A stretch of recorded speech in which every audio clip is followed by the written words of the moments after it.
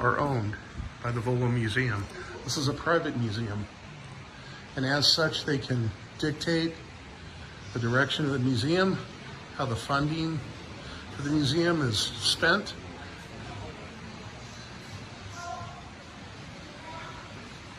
So every vehicle has a number on it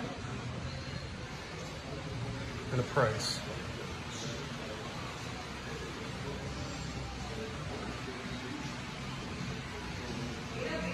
I can't show you every car, but I can show you some of the cars.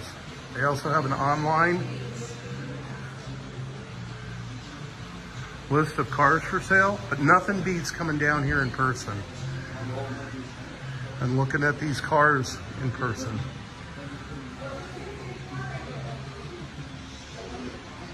So this is the main showroom. This is the main car showroom.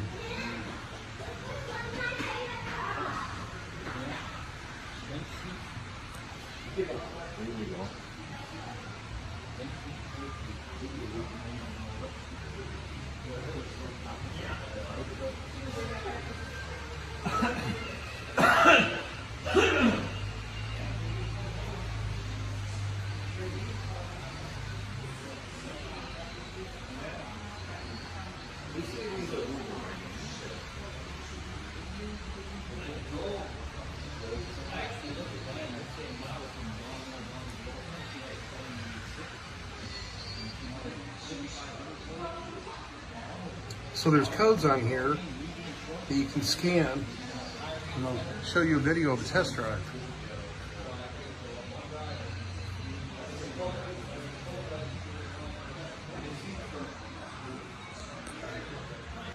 Now the sale of these cars directly funds the museum. This is a privately owned museum, it's not a nonprofit, but the sale of the vehicles goes back in to fund the exhibits for the public.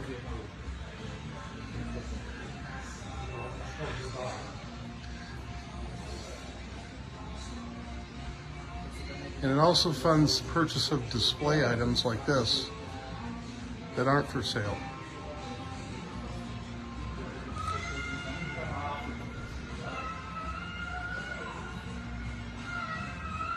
There's salesman offices here.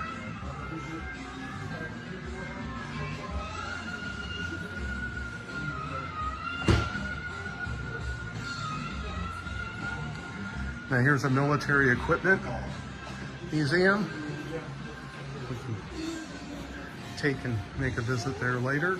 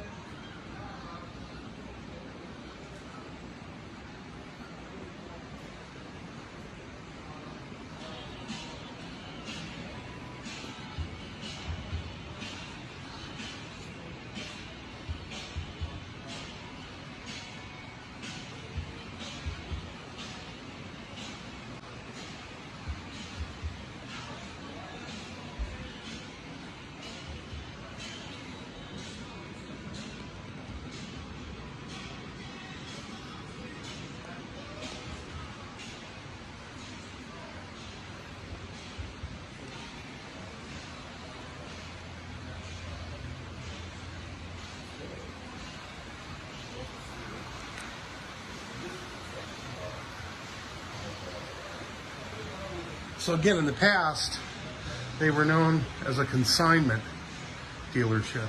Now, 90% of these cars they outright own.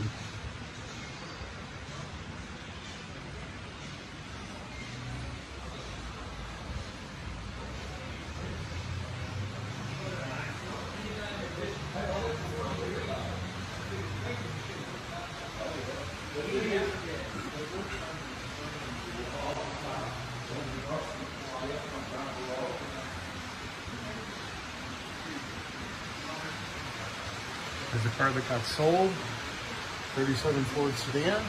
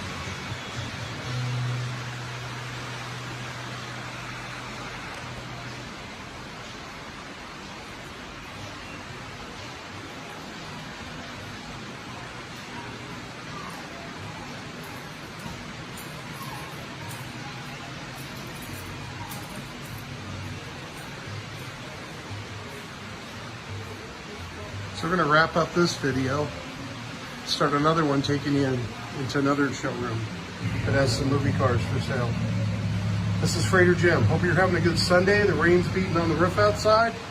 I'm having a great day. This is a great museum. Bolo Museum, 40 miles outside of Chicago, Bolo, Illinois. Family owned and operated, 5 generations. Come pay a visit, spend the day. Remember, drive safe, arrive alive.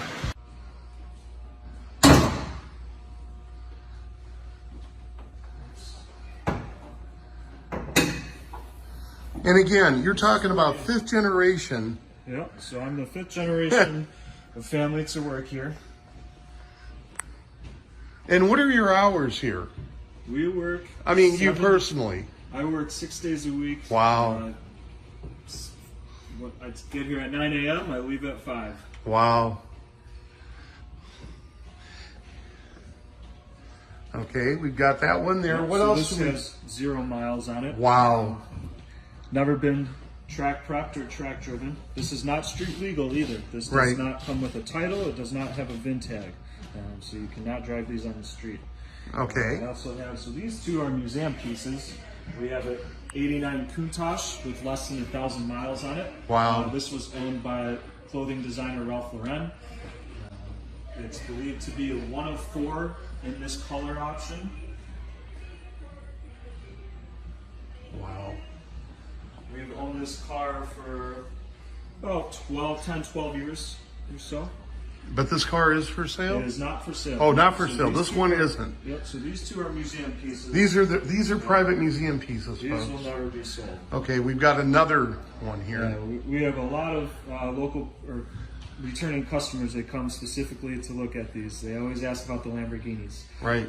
This one's a 97. It's a Diablo Roadster. This is the first Lamborghini that was capable of accessing 200 miles per hour. Wow. This one has less than 9,000 original miles on it. Okay, so let's walk down this way, and then if you see anything else, we'll stop and take a look. So if they want to go online and see the complete inventory, where would they go? So you guys can visit volocars.com. Okay. You can view the inventory that way. There's a few different ways you can go about it. You can view the museum stuff, or you can view our cars for sale. Okay. And there'll be boxes to each individual car.